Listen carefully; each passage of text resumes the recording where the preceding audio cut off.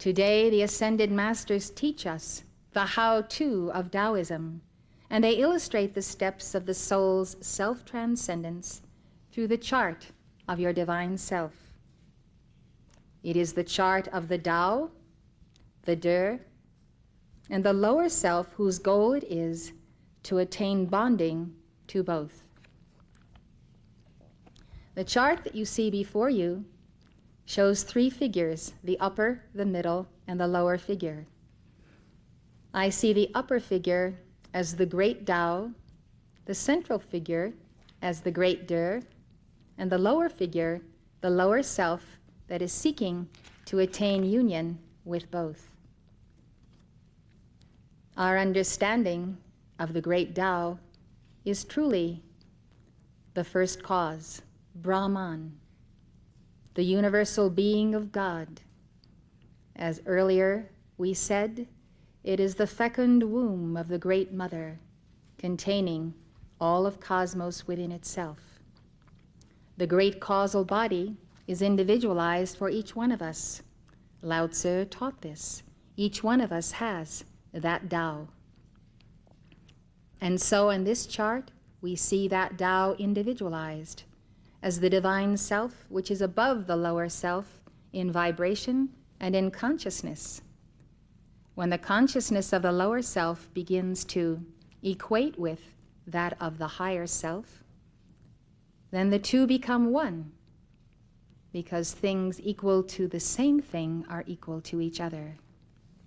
We see then that the activating force of the De in the central figure is the point of the nexus through the activation and the action of De that is unconscious, perhaps at first conscious and then becoming unconscious.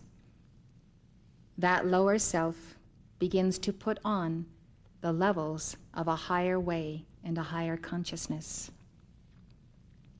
The Christians talk about three in one, the Father, the Son, and the Holy Spirit. These are also illustrated on this chart. The upper figure represents not only the Father, but the Father-Mother. It is the great sphere of first cause, or the causal body. The terms Father-Mother in Taoism are translated as Yang and Yin. In Taoism, in place of the concentric spheres of light that make up that body, you would see the symbol of the great Tai Chi, otherwise known as the serpent swallowing its tail. That great sphere of wholeness is the source from whence we descended. And the descent means the lowering of vibration, where we have lost the consciousness of this completeness and this wholeness, and therefore we are obliged to abide by rules of right and wrong, this and that, what is moral and what is not moral. And these are relative states of consciousness. The central figure is the great mediator, and this is the meaning of the De. This potentiality of being, this seed potential that is a perfect pattern. That central figure reflects the image and the likeness of God to the lower figure. The lower figure being in the relative state as we are today, conscious of sin and not sin, is not able to perceive the absolute. And so the De has been sent forth. In Christian terms, the De would be the only begotten Son, not in the sense of a human being, but in the sense of the universal Christ. And that universal being, that mediator, is a step down or a going forth of an emanation of light from the great Tao above. The De, then, until we have integrated with it, can be seen as our teacher. We can reach out for it because we know that ultimately our teacher is our real self, or Christ self. The lower figure, then, attempts by meditation, by good works, by an active life of contemplation of the infinite, that oneness and that alignment with that inner self. The inner self mirrors to him his true identity. He can look in the mirror of the der and see how he should be, because he does not know how he should be. And that's why he makes up rules of right and wrong. In communion with the der, the individual finds that point of equilibrium where he can be that der in action without being conscious of it. The merging of the lower figure, then, with the central figure in this chart is a daily walk in contemplation of the source that is sent forth, this mediator, to restore us to the whole. The Tao is not a personless, mindless, impersonal being. The Tao manifests the full personality and impersonality of the law and the lawgiver. We can know love from the great Tao, and we can know a loving, brooding presence that has lowered its vibration to the level of the middle figure and compels us to raise our vibration to the level of the middle figure. The middle figure in the chart is a level of consciousness that we had and knew in past golden ages when we had not gone out from the Tao and the Der. Lao Tzu came to restore that state of mind. Because the lower self cannot enter that mind and understand that mind, the lines of the Tao Te Ching are written in an enigmatic way, in a mystical way, because we are being taught something that the limited capacity of the mortal mind cannot contain. And therefore, by the mystery and the enigma of the teaching, we are forced to not go through this mind to understand it, but rather to appropriate the very mind that contains it, represented by that inner self or Christ self as the middle figure in the chart. The great avatars of all ages who have come to liberate us have been the full embodiment of that middle figure. And they have been greatly overshadowed by and many times been bonded to also the upper figure. Therefore, they have walked the earth with the shining halo of their own causal body, such as the Buddhas who embody the Dharmakaya. Buddhists call the upper figure in this chart the Dharmakaya. It is the highest body of light. We call the body the causal body, and the figure within it that has identity, the I am that I am, or the I am presence. Holiness, then, is a successive putting on of the garment of the Der and the Tao. And the Der comes first because it is closer to us in vibration. Were we to attempt to now jump into the infinite sea of God's being, into the great Tao, we would be annihilated because we have not internalized it. Only those who internalize God, or the I am that I am, or the Tao, can merge with it without having the annihilation of personality and of soul. This wonderful teaching of Lao Tzu gives us an Eastern view of the ancient teaching which has been delivered to us today through the Ascended Masters. It is the teaching which Jesus Christ gave to his disciples and Gautama Buddha gave to his. As we contemplate these teachings, let us reflect upon the chart. Let us recognize that the flame that we see around ourself, represented in the lower figure, is an all-consuming flame, a flame we can invoke. It is the flame of sacred fire, the flame of the Holy Spirit. It is called the violet flame, and it transmutes or erases the state of consciousness that is less than the Tao. And we find that as that state of consciousness is effaced and is discarded by us as a snakeskin or a conch shell, we no longer inhabit it, that therefore a vacuum is left. The vacuum is created by this transmutation, and so the higher self descends because we are becoming more like that higher self in vibration, the higher self being the middle figure in the chart. Continuing with the analysis of chapter 38, Cooper says, "No other system exposes and ridicules moral sham more ruthlessly or with more zest and humor than that of Lao Tzu." The Zhuang-Tzu, the Taoist classic attributed to the sage Zhuang-Tzu, says, "To employ goodness as a passport to influence is an everlasting shame. It is useless to preach morality and charity and all the conventional virtues before reaching the heart of the example of one's own disregard for name and fame." After listening to a pious dissertation on the virtues of self-sacrifice and charity, Lao Tzu exclaims, "What stuff! Is not your elimination of self a positive manifestation of self? I say to deny self is to affirm self.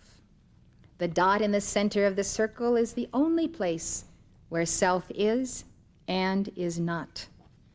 If you have to eliminate self, then you have a self. Get beyond that. Go to that dot in the center of the circle, the equilibrium of the middle figure in the chart and the upper figure in the chart." Cooper says, "Taoism teaches that virtue must also be an inward quality." The Zhuang-Tzu says, "Unless there is a suitable endowment within, Tao will not abide. Unless there is outward correctness, Tao will not operate." This endowment of the Tao is that seed potential. It is the flame of the heart, and it is the De of the inner self, the real self that is the Christ. Cooper explains, "The possessor of true virtue has no air of smugness about him, nor does he criticize others." Kaltenmark's comment on Lao Tzu's teaching on chapter 38 on the descent from the highest virtue to the lesser virtues of human-heartedness, righteousness, and propriety is, "When human-heartedness becomes a conscious activity limited to particular objects, it is degraded in its turn. A still more inferior virtue crops up, that is, deliberate generosity, righteousness, and lower still, ritual-mindedness, when acts are prompted merely by a desire to make a handsome gesture by decorum and etiquette. The rites are indeed the opposite of the Taoist ideal. They were instituted to mark distinctions, divisions, and classes." Two biographies of Confucius that record a supposed meeting he had with Lao Tzu. These reveal Lao Tzu's position on propriety and rituals. Lao Tzu is said to have been about 20 years older than Confucius. Many believe these accounts to be legendary, but they nevertheless reveal the stance Lao Tzu would have taken. The first passage is, "Confucius went to Zhou to consult Lao Tzu on rituals. Lao Tzu said, 'Those whom you talk about are dead, and their bones have decayed. Only their words have remained.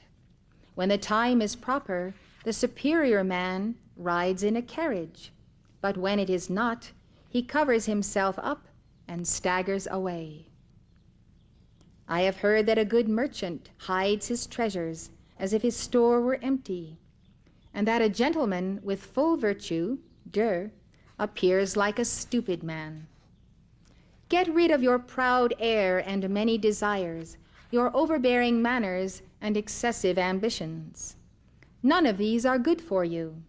This is what I tell you." Confucius left and told his pupils, "I know birds can fly, fish can swim, and animals can run. That which runs can be trapped, That which swims can be netted, and that which flies can be shot. As to the dragon, I don't know how it rides on the winds and clouds and ascends to heaven. Lao Tzu, whom I saw today, is indeed like a dragon.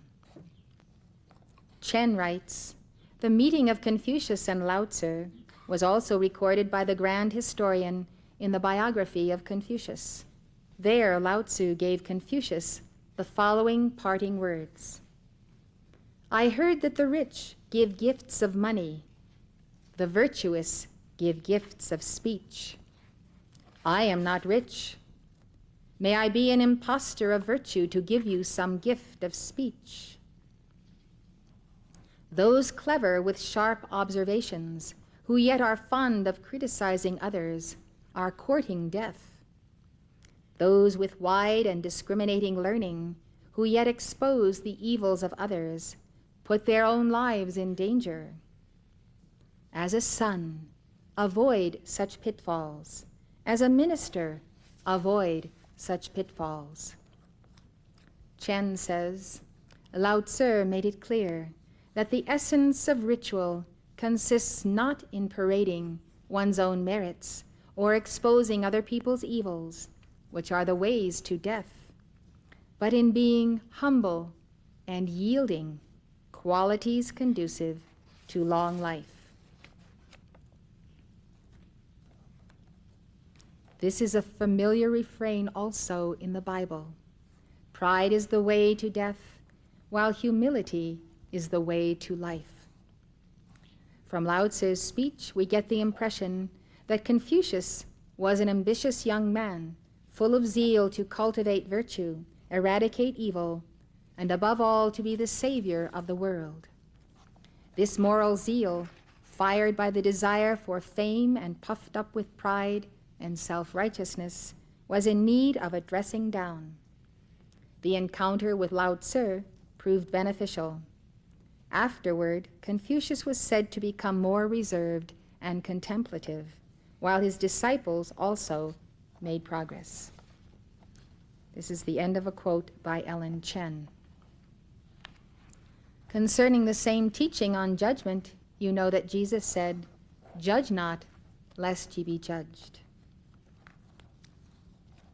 Let us take up chapter 38, line 11.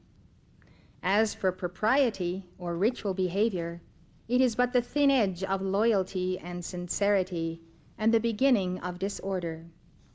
Ellen Chen says the word translated by Hendricks as propriety in its etymology means religious sacrifice.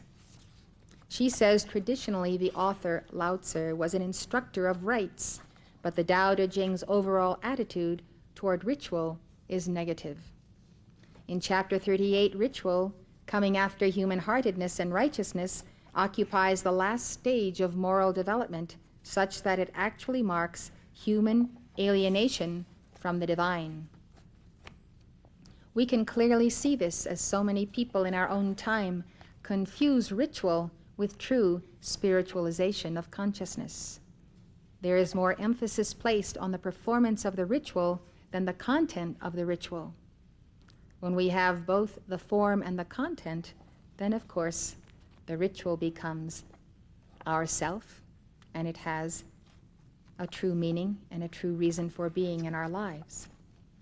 Chen says ritual behavior externally manifests an inner awareness of one's separateness from the divine.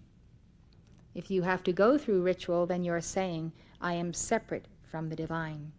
Thus one treats the holy as the other, with reverence and awe, and not as one's inner self and inner potential of being. In the deepest sense, rituals are designed to reconnect us to the divine. Standing on their own, however, they are mere appearance, without substance or solidarity. The religion of ritual is the religion of the Pharisees, bordering on irreligion. That is the end of the quote from Chen. Cooper says that the Taoist view is that the stable, guiding lines of custom lull man into feeling that all is well without, while all may be ill within. She also explains how the Taoist idea of ritual sacrifice has to do with coming into harmony with the Tao. Coming into harmony with something means coming into the same vibration with. And if we look at the lower figure on the chart and the upper figure, the soul in embodiment and the I am presence, what we are saying is that the only true harmony between the two is when, through the middle figure, the mediator, the soul is able to raise its vibrations. The individual can raise the vibrations of the chakras and the aura to be now in polarity with the upper figure. And in that polarity, the middle figure is at the nexus. And you can see this polarity by drawing a figure 8. The upper figure is the Tao, the lower figure, the soul, and the state of becoming. But it all takes place through the mediator, which is the De, the real self, the Christ. Cooper says, in Taoism there is no sacrifice to obtain pardon, no prophetic element which is bound up with anthropomorphism, and no prayers for personal favors. Any prayer must be for guidance to carry out the will of heaven. When you think about that, the prayer for guidance to carry out the will of heaven, if we will continue pursuing that prayer, we will become all of these things. By embodying God's will, we obtain pardon because we have eliminated the difference between ourselves and God. We have accepted his will. We need no prophetic element, for we are within the will of God. We need no prayers for personal favors. We need no personal favors because we have chosen to embody the will of God, the will of the Tao, the law of the Tao. And God will give us that and teach us how to do it through that beloved teacher, the Christ self. In the ritual sacrifices at the solstices, the emperor, as officiant, did not act the role of propitiator, but put himself in touch with heaven to learn its will and to offer gratitude for former guidance. The decree of heaven was the mandate of the king or emperor to rule the kingdom, but he forfeited this divine right as soon as he failed to act in accordance with the will of heaven. So too, ordinary man had to justify himself before heaven, but favors could not be bought, nor could heaven be influenced by sacrifices. Correct conduct was the means of putting both king and subject into conformity with the will of heaven, and so producing harmony in all relationships in the universe. And correct conduct is being centered in the De, neither this nor that, neither left nor right, but centered. There was no possibility of vicarious sacrifice. As the Mahabharata says, sacrifice does not consist merely of material objects, which are only external. Essentially, it consists in that which comes from the innermost living heart. Hence, only the good man is able to offer sacrifice properly. As Ross comments in the Original Religion of China, the root of sacrifice is the heart. It means that man entertains in his heart no desire which is out of harmony with his true self, and that his outward life is in complete accord with the Tao. He seeks from sacrifice no personal gain, no private advantage. Chapter 38, lines 12 to 16. And foreknowledge is but the flower of the way and the beginning of stupidity. Therefore the great man dwells in the thick and doesn't dwell in the thin, dwells in the fruit and doesn't dwell in the flower.